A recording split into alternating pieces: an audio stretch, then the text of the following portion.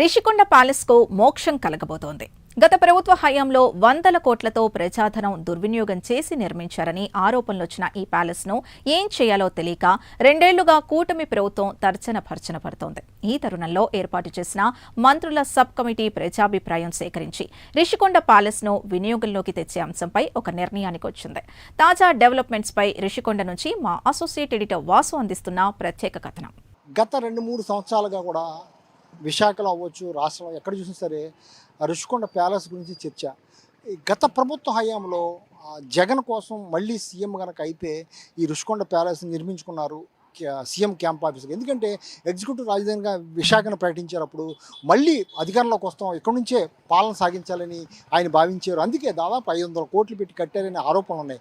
కానీ ఈ ప్యాలెస్ ప్రస్తుతం ఇప్పుడు గత 2 సంవత్సరాలు కూడా కూటమి ప్రభుత్వం వచ్చాక ఏం చేయాలో తెలియట్లేదు.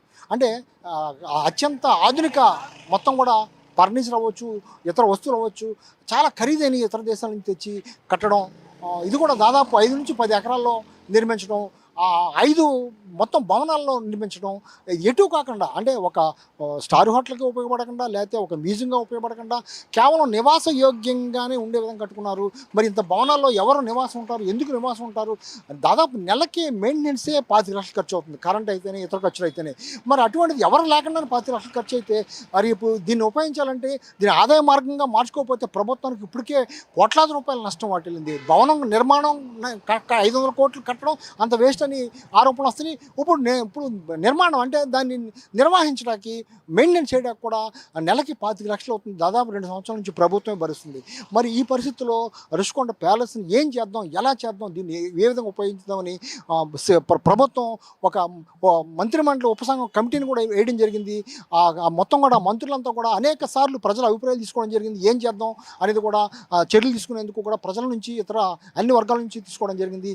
మరి ఇప్పుడు ఏం చేయబోతున్నారంటే మొత్తానికి ఈ రుషికొండ ప్యాలెస్కి సంబంధించి మొత్తం వ్యవహారం కొలిక్కి వచ్చింది, క్లైమాక్స్కి వచ్చింది. ఏదో ఒక నిర్ణయం ప్రభుత్వం ప్రకటించేందుకైతే సన్నద్ధం అవుతుంది. అసలు ఈ రుషికొండ ప్యాలెస్ కథా కమిషన్ ఏంటో ఒకసారి చూద్దాం. రుషికొండ ప్యాలెస్ ను రిసార్ట్ గా ప్రజల సందర్శనార్థం వినియోగించాలని ప్రాథమికంగా నిర్ణయించారు. కేబినెట్ సబ్ కమిటీ భవనాలను క్షుణ్ణంగా పరిశీలించింది. స్వయంగా ప్యాలెస్ అంతటా కలియతిరిగి అంతర్గత వసతులను తనిఖీ చేశారు మంత్రులు పయ్యవుల కేశవ్, కద్దుల దుర్గేష్, డోలా బాల వీరాంజనేయ స్వామి. ఆపై భవనాల వినియోగంపై సుదీర్ఘ కసరత్తు చేశారు. 450 కోట్ల ప్రజాధనంతో విలాసాల పర్వం సాగింది. చదరపు అడుగుకు 6,450 ఖర్చు చేయడంతో అందరినీ అబ్బురపరిచింది. గతంలో ఏటా 7.5 కోట్ల ఆదాయం తెచ్చిన హరిత రిసార్ట్స్ ను కూల్చి టూరిజం డిపార్ట్మెంట్ ను నష్టాల్లో ముంచారనే అభిప్రాయానికి వచ్చారు. ఇక పేదలు నివాసం ఉండే ఇళ్ల సైజులో ప్యాలెస్ లో నిర్మించిన బాత్రూంలు చూసి నివ్వెరపోయింది మంత్రుల బృందం. అయితే ప్రజాధనం వృధా కాకుండా కూల్చివేయకుండా పీపీపీ విధానంలో లగ్జరీ రిసార్ట్గా రిషికొండ ప్యాలెస్ ను అభివృద్ధి చేయబోతున్నారు. ఇక ఈ నిర్ణయంపై భిన్నాభిప్రాయాలు వ్యక్తమవుతున్నాయి. ప్యాలెస్ ను రిసార్ట్గా మార్చేందుకు కొందరు అభ్యంతరం వ్యక్తం చేస్తున్నారు.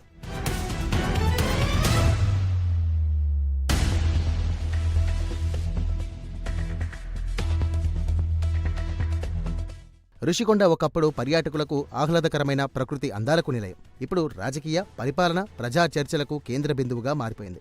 గత ప్రభుత్వ హయాంలో నిర్మించిన భారీ భవనాల వినియోగంపై రాష్ట్ర సర్కార్ కసరత్తు చేస్తోంది. ఈ భవనాలను అంతర్జాతీయ స్థాయి రిసార్ట్గా అభివృద్ధి చేస్తే ఆదాయం వస్తుందని ప్రభుత్వం భావిస్తోంటే ప్రజాధనంతో నిర్మించిన ఆస్తిని ప్రజలకు ప్రత్యక్ష ప్రయోజనం చేకూరే విధంగా వినియోగించాలన్నది మరికొందరి డిమాండ్.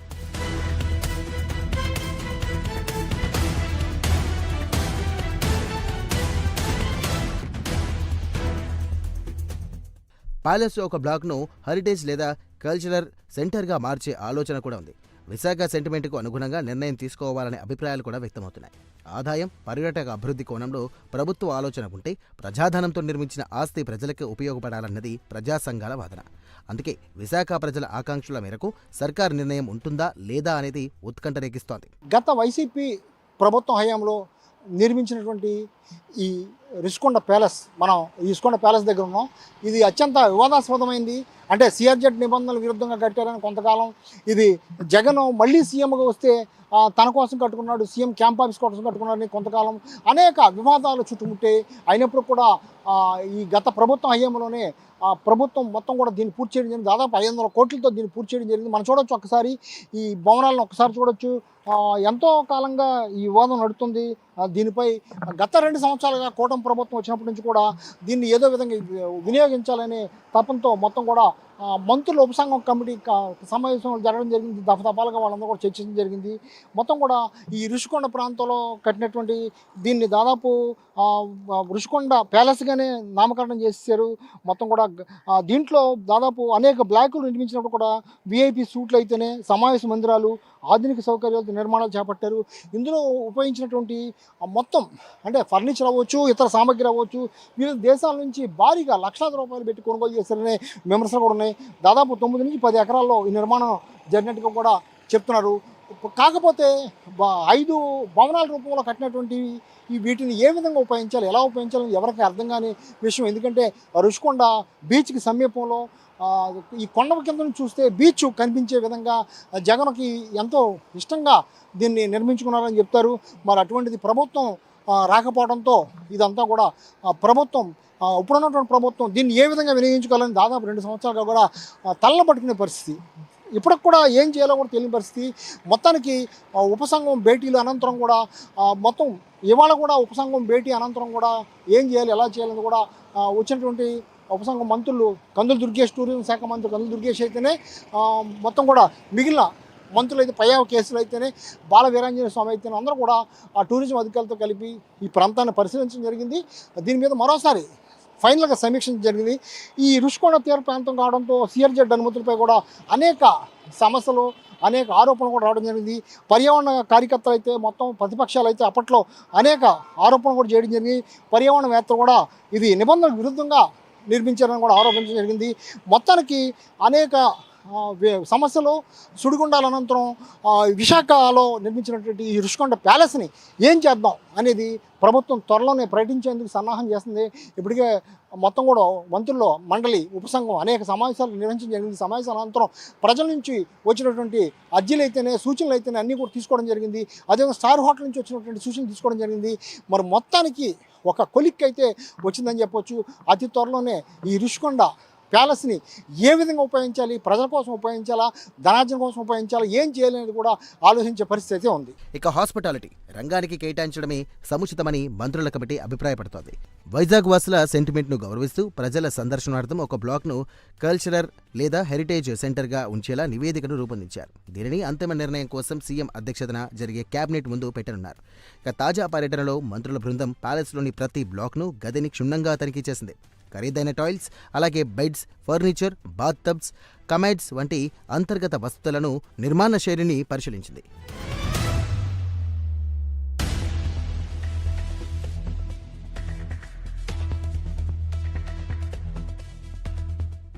ఋషికొండ ప్యాలెస్ను అంతర్జాతీయ స్థాయి రిసార్ట్గా మార్చాలన్న ప్రతిపాదనపై కొందరు మేధావులు, ప్రజా సంఘాల ప్రతినిధులు అభ్యంతరం వ్యక్తం చేస్తున్నారు. ఇక ఈ అంశంపై ప్రైమ్ 9 పలువురి అభిప్రాయాలను సేకరించింది. రిషికొండ ప్యాలెస్ను అంతర్జాతీయ రిసార్ట్గా తీర్చిదిద్దడానికి ప్రభుత్వం కసరత్తు చేస్తోంది. అయితే ఇదే అంశం పైన మంత్రులు నివేదికను అందించడం, ప్రభుత్వం ఆమోదం తెలపడం కూడా జరిగింది. అయితే ఇదే అంశంపై మనతో పాటు మాట్లాడడానికి సిపిఎం జిల్లా కార్యదర్శి జగ్గునాయుడు గారు ఉన్నారు. ఆయనతో మాట్లాడి మరిన్ని విషయాలు తెలుసుకుందాం. సార్ నమస్తే సార్.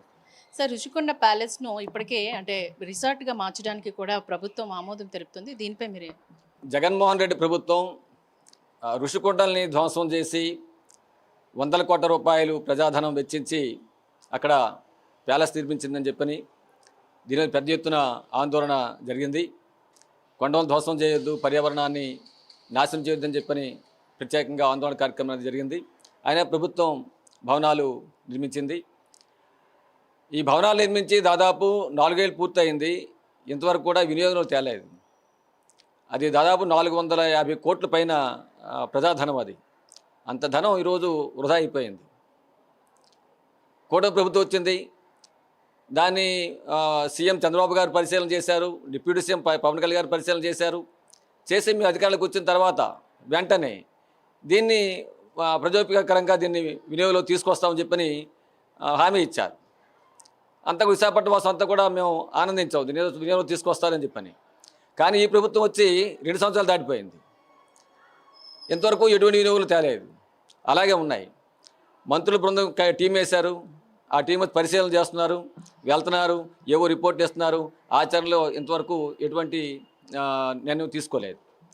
గత బృందం పర్యటన చేసిన తర్వాత దీని ఏదో రిసార్ట్స్కి ఇస్తామని చెప్పని, లేదా ప్రైవేట్ వ్యక్తుల కోసం వ్యాపారం కోసం ఇస్తామని చెప్పని లేకపోతే 100 కోట్లు ఆస్తి ఉన్నటువంటి వాళ్ళకి వివాహాలు చేసుకోవడం కోసం, పార్టీలు చేసుకోవడం కోసం చేస్తామని చెప్పని ఇలా రకరకాల అభిప్రాయాలు అనేది వచ్చాయి, సూచనలు వచ్చాయి.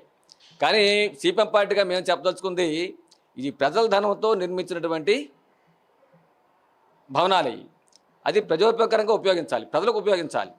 విశాఖపట్నాన్ని మీరు అంతర్జాతీయ నగరంగా తీర్చిదిద్దుతామని చెప్పని, డెవలప్ చేస్తామని చెప్పని, హైటెక్ సిటీగా మారుస్తామని చెప్పని ఇలా రకరకాలుగా మీరు చెప్తున్నారు. అందరూ ముఖ్యమంత్రి దగ్గర నుంచి స్థానిక ఎంపీ వరకు అందరూ చెప్తున్నారు.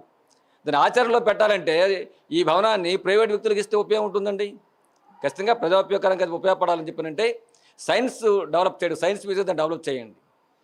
హైటెక్ సిటీని డెవలప్ చేస్తామని చెప్పాడు, హైటెక్ సిటీ గాను డెవలప్ చేయాలంటే అటువంటి కీలకమైన ప్రాంతంలో అది కూడా ఆభరణాలు కూడా ఉన్నాయి. కాబట్టి ఈ ఉత్తరాంధ్ర జిల్లాలో ఈ చుట్టుపక్కల ఉన్నటువంటి కోనసీమ, ఇతర పశ్చిమ గోదావరి జిల్లాలకు సంబంధించినటువంటి యువతని వాళ్ళు డెవలప్ అయ్యే విధంగా, వాళ్ళు అభివృద్ధి అయ్యే విధంగా, ఉద్యోగ వ్యాపారంలో వాళ్ళు డెవలప్ అయ్యే విధంగా అటువంటి నాలెడ్జ్ని ఈ కేంద్రంగా దీన్ని డెవలప్ చేయాల్సి ఉంది. దీంతోపాటు కొన్ని వేల మంది పర్యాటకులు ఈ ప్రాంతానికి వస్తుంటారు. ఇది సాగర్ తీరం, విశాఖపట్నం బీచ్ అత్యంత కీలకమైంది. మన విశాఖపట్నం వాళ్ళే కాకుండా చుట్టుపక్కల రాష్ట్రాల వాళ్ళు, ఇతర దేశాల నుంచి కూడా పర్యాటకులుగా ఈ ప్రాంతానికి వస్తున్నారు. కాబట్టి సైన్స్ మ్యూజియంగా దాన్ని డెవలప్ చేసేలాగుంటే అది పర్యాటక కేంద్రం కూడా అభివృద్ధి అయ్యేందుకు అవకాశం అనేది ఉంటుంది. కాబట్టి ఇటువంటి చర్యలు చేపట్టడం ద్వారా అది ప్రజలకి, యువతకి, చదువుకున్నటువంటి నిరుద్యోగులకు ఉపయోగపడే విధంగా చేయాలి తప్ప ఇది వ్యాపారస్తులకి, వ్యాపారం చేసుకున్న వాళ్ళకి ఈ ప్రజాధనం ఉపయోగిస్తే ఖచ్చితంగా ఈ ప్రభుత్వం కూడా తప్పు చేసిన అవుతుందని చెప్పి మేము చెప్పదలుచుకున్నాం. అటువంటి తప్పు నేను తీసుకోవద్దని చెప్పని ఖచ్చితంగా ఇది ప్రజోపకారంగా ఉండే విధంగా చర్యలు చేపట్టమని చెప్పని సిపిఎం పార్టీకి మేము డిమాండ్ చేస్తున్నాం. సార్, ఇప్పటికే ఇదే అంశం పైన అంటే రిసార్ట్గా మార్చడానికి కూడా ప్రభుత్వము ఆమోదం తెలిపినప్పటికీ కూడా చాలామంది వ్యక్తులు దీన్ని నిరుపయోగంగా ఉన్నది, ఇప్పటివరకు దీన్ని వాడుకలోకి తీసుకొచ్చారు, మంచి విషయం అయినప్పటికీ కూడా ఇలా ఉంది కదా, ఇది ఈ రిసార్ట్ కింద మార్చడానికి మేము అంగీకరించమని చెప్పేసి చాలా వరకు నిరసన వ్యక్తం చేశారు. సో మీరు దానికి ఖచ్చితంగా ఇది రిసార్ట్లు చేస్తాము, ప్రైవేట్ వ్యక్తులకి వ్యాపారం చేసుకోవడం కోసం ఇస్తామని చెప్పి మాత్రం ఎటువంటి పరిస్థితి అంగీకరించే సమస్య లేదండి. ప్రజలు పూర్తిగా తిరస్కరిస్తారు. ఇది ప్రజల కోసం ఉపయోగించాలి, ఈ ఉత్తరాంధ్ర డెవలప్మెంట్ కోసం ఉపయోగపడాలి. నిర్మించిన ధనం ప్రజల ధనం, అది ప్రజలకు ఉపయోగపడాలి. ప్రైవేట్కి ఉపయోగిస్తారండి. ప్రైవేట్కు రిసార్ట్లు కట్టుకుంటే వేరే చోటు కట్టుకుంటారు, డబ్బులు ఉంటే వాళ్ళు ఎలాగని కొట్టుకుంటారు. ఆ రకంగా ప్రభుత్వాలకు అటువంటి ప్రదేశాలు అభివృద్ధి ఇవ్వచ్చు. కీలకమైన ప్రదేశం ఉన్నటువంటి భవనాలని ప్రైవేట్ వ్యక్తికి ఇవ్వడం చెప్పినంటే పూర్తిగా అది ప్రజాధనాన్ని దుర్వినియోగం చేయడం తప్ప, ప్రజాభిప్రాయాన్ని తొంగలో తొక్కడం తప్ప ఇక్కడ కాదని చెప్పి స్పష్టంగా చెప్పదలుచుకున్నాం. సార్, అది రిసార్ట్గా కాకుండా ప్రజలకు ఉపయోగపడే విధంగా ఏ విధంగా దాన్ని అమల్లోకి తీసుకొస్తే బాగుంటుందని మీరు అనుకుంటున్నారు, మీ అభిప్రాయం? ఆ భవనాల్ని సైన్స్ మ్యూజియంగా డెవలప్ చేయాలి దాన్ని. రెండవది, పర్యాటక ప్రాంతంగా ఈ ప్రాంతం ఉంది కాబట్టి వేల మంది వస్తారు కాబట్టి పర్యాటక ప్రాంతం డెవలప్ అయ్యే విధంగా దాన్ని ఉపయోగించాలి. అలాగే దాంతోపాటు హైటెక్ ఈ ఇంజనీరింగ్ కోర్సులు, ఇతర ఉన్నత విద్య చదువుకున్నటువంటి వాళ్ళకి మరింత శిక్షణ ఇచ్చేటువంటి విధంగా, వాళ్ళకి ఉద్యోగ అవకాశం కల్పించే విధంగా ఆ భవనాన్ని ఉపయోగించాలి. అటువంటి పాత్ర పోషించాలని చెప్పి కోరుతున్నాం. గత ప్రభుత్వ హయాంలోని కొన్ని వేల కోట్లను వెచ్చించి ప్యాలెస్ని నిర్మించారు. అయితే ఇప్పటి వరకు కూడా నిరుపయోగంగా పడి ఉన్నది వినియోగంలోకి ప్రభుత్వం తీసుకువస్తుంది. చాలా సంతోషకరమైన విషయం. ఆ విషయాన్ని మేము స్వాగతిస్తున్నాం అంటున్నప్పటికీ కూడా దాన్ని ప్రభుత్వం ప్రజలకు ఉపయోగపడే రీతిలోని వినియోగించాలి అని చెప్పేసి సూచిస్తున్నారు కొంతమంది వక్తలు. దాదాపు 5 నుండి 10 ఎకరాల్లోపు ఉన్న టూరిజం భవనంను కూల్చివేసి ఈ ప్యాలెస్ ను 100 కోట్ల రూపాయలతో నిర్మించారు మాజీ సీఎం జగన్. ఇక సిఆర్జెడ్ నిబంధనలను ఉల్లంఘించారనే ఆరోపణలు కూడా ఉన్నాయి. 2024లో వైసీపీ తిరిగి అధికారంలోకి వచ్చి ఉంటే ఎగ్జిక్యూటివ్ రాజధానిగా ప్రకటించిన విశాఖలో బస చేయడానికి అనుగుణంగా రుషికొండ ప్యాలెస్ ను సీఎం క్యాంప్ ఆఫీసుగా మార్చుకోవాలని చూశారు. అందుకే అత్యంత విలాసవంతంగా ఈ ప్యాలెస్ ను నిర్మించారనే చర్చ కూడా ఉంది. ఇక ప్యాలెస్లో బాత్ టబ్ 12 లక్షలు, కొమోడ్ 5 లక్షలు ఇలా ఖరీదైన విదేశీ ఫర్నిచర్తో కళ్ళు చెదిరేటట్టు ప్యాలెస్ నిర్మించారు. కూటమి ప్రభుత్వం అధికారంలోకి రావడంతో ఈ ప్యాలెస్ను ఏం చేయాలో తెలియక CM Chandrababu, deputy CM Pawan Kalyan వచ్చి చూసి వెళ్లారు. ఇక ఆపై మంత్రుల సబ్ కమిటీని ఏర్పాటు చేశారు. ఈ ప్యాలెస్ వినియోగంపై ప్రజాభిప్రాయం సేకరించారు. కూటమి ప్రభుత్వం వచ్చి 2 ఏళ్ళు అయింది. ఆ కూటమి ప్రభుత్వం వచ్చిన వెంటనే మేము దీన్ని ప్రజా ప్రయోజనాల కోసం రుషికొండ దగ్గర ఉన్నటువంటి ప్యాలెస్ని ఉపయోగిస్తామని చెప్పి ఎన్నికల్లో చెప్పినటువంటి అంశం. గత ప్రభుత్వం చేసినటువంటి 450 కోట్ల రూపాయలు పెట్టుబడి పెట్టి ప్రజాధనాన్ని దుర్వినియోగం చేసి రుషికొండలో ఉన్నటువంటి మొత్తం పర్యావరణాన్ని ధ్వంసం చేసి కొండనంతా డొలిచేసి ఈరోజు ఒక రాజు యొక్క ప్యాలెస్ లాగా తయారు చేసింది. అయితే అది జగన్మోహన్ రెడ్డి వాడుకోవడానికా లేకపోతే ప్రభుత్వ అధికారులు వాడడానికా లేదు ప్రజా ప్రయోజనాల కోసం అనేది పక్కన పెడితే దాన్ని డబ్బులు అనేది దుర్వినియోగం జరిగాయి. లక్షల కోట్ల రూపాయలు, ఈరోజు వేల కోట్ల రూపాయలు ధనాన్ని ప్రజా అవసరాల కోసం వినియోగించకుండా 450 కోట్ల రూపాయలు దుర్వినియోగం చేశారు. ఈరోజు ఆ ప్యాలెస్ని ఈరోజు కూటమి ప్రభుత్వం వచ్చిన తర్వాత ప్రజా ప్రయోజనాలు అంటే ఏంటి? ప్రజా ప్రయోజనాలు ఈరోజు ప్రపంచ ప్రఖ్యాతిగా ఉన్నటువంటి దాన్ని గెస్ట్ హౌస్గా చేస్తాం, లేకపోతే ఇతర అవసరాల కోసం ఉపయోగిస్తాం, దాన్ని అద్దెలకు ఇస్తామని చెప్పినటువంటి పరిస్థితి. ఆ రకంగా కాకుండా మేము సిపిఎం పార్టీగా ఈరోజు విశాఖపట్నం ప్రజానీకం కోరుకుంటున్నది సైన్స్ యొక్క మ్యూజియంని తీర్చిదిద్దాలని చెప్పి. కాబట్టి సైన్స్ మ్యూజియంగా తయారు చేస్తే 10 మందికి ఉపాధి ఉపయోగపడే పరిస్థితి అనేది. ఈరోజు ఈరోజు ఐటీ సెక్టార్ ఇక్కడ విపరీతంగా పెరుగుతున్నటువంటి పరిస్థితి. ఈరోజు ఇంజనీరింగ్ స్టూడెంట్స్ అత్యధికంగా ఉన్నటువంటి ప్రాంతం. కాబట్టి ఇంజనీరింగ్ కాలేజీలు మీరు పెట్టారు, ఇంజనీరింగ్ విద్యార్థులను అత్యధికంగా తీర్చిదిద్దారు. కాబట్టి సైన్స్ మ్యూజియంగా అక్కడ ఏర్పాటు చేస్తే అత్యధికంగా విద్యార్థులకి పరిశోధనల కోసం ఉపయోగపడే విధంగా ఉంటుంది. ఆ రకంగా దాన్ని తీర్చిదిద్దాలి అని చెప్పి విశాఖపట్నం యొక్క ప్రజలు కోరుకుంటున్నారు, మేధావులు కోరుకుంటున్నారు. మొత్తానికి కూటమి ప్రభుత్వం వచ్చిన 2 ఏళ్లకు గానీ ఈ ప్యాలెస్ భవిష్యత్తుపై నీడలు వీడలేదు. ప్యాలెస్ నిర్వహణకు ప్రస్తుతం నెలకు 25 లక్షలు అవుతుండగా పూర్తి స్థాయిలో ప్యాలెస్ నిర్వహణకు నెలకు 1 కోటి దాకా ఖర్చు అవుతుందని అంచనా వేశారు. దీంతో ప్యాలెస్ ద్వారా ఆదాయ మార్గం చూపడానికి మంత్రుల బృందం మొగ్గు చూపడంతో దీన్ని అంతర్జాతీయ విలాసవంతమైన రిసార్ట్గా మార్చేందుకు నిర్ణయించారు. ఇక ఇందులో భాగంగా ఒక భవనాన్ని మ్యూజియంగా మార్చాలని ప్రతిపాదించారు. మరి ప్రభుత్వం మంత్రుల సబ్ కమిటీ నివేదికను యథాతథంగా అమలు చేస్తోందా, మరే నిర్ణయమైనా తీసుకుంటుందా అనేది వేచి చూడాలి.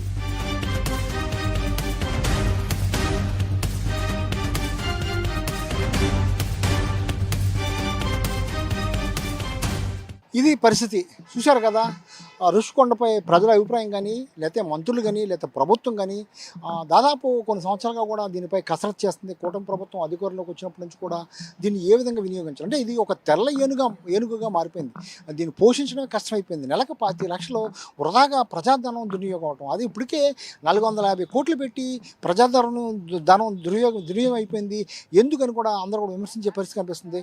మరి ఈ పరిస్థితుల్లో మరి ఎటువంటి నిర్ణయం తీసుకుంటారు, ఈ ప్రభుత్వం ఎటువంటి నిర్ణయం ప్రకటించబోతుంది అనేది మొత్తం క్లైమాక్స్ అయ్యే పరిస్థితి మనం చూడవచ్చు. ఇప్పటికే మొత్తం సమావేశానంతరం కూడా వాళ్ళందరూ కూడా మొత్తం మంత్రులు తిరిగి వచ్చే పరిస్థితి కనిపిస్తుంది. దీనికి సంబంధించి ఇప్పుడు దఫాలుగా ఈ కమిటీలు సమావేశం కూడా జరగడం జరిగింది. ఈ కమిటీల సమావేశం అనంతరం కూడా అనేక సూచనలు వచ్చే ఆ సూచనలు మొత్తం కూడా నియమించుకోవడం అంటే ఎవరెవరు ఎటువంటి సూచనలు ఇచ్చారు, ఎటువంటి చర్యలు తీసుకోవాలి అనేది మొత్తం కూడా అందరూ కూడా ఎవరెవరని చెప్పినప్పుడు కూడా అందరిని కూడా వాళ్ళ అభిప్రాయాలను గౌరవించే విధంగా తీసుకోవడం కూడా జరిగింది. మొత్తానికి కాన్వాయ్ ద్వారా వచ్చినట్టు మంత్రులు కానీ వీళ్ళందరూ కూడా మొత్తం కొండపైకి కాన్వాయ్తో వెళ్ళి మొత్తం ఇప్పటివరకు కూడా దాదాపు ఒక గంటన్నర పాటు ఇంకొకసారి అంటే ఫైనల్గా అంటే ఇప్పుడు ఒక కొలిక్కి వచ్చిన నిర్ణయం ఏం చేయాలనే దాని మీద ఒక నిర్ణయానికి వచ్చారు. ఆ నిర్ణయం అనంతరం కూడా వీళ్ళు అతి త్వరలోనే ఏం చేద్దాం అంటే రుషికొండ ఏ విధంగా వినియోగిద్దాం, ఈ ధనార్జన అంటే ఏ విధంగా రెవెన్యూ వచ్చే విధంగా చేద్దామని కూడా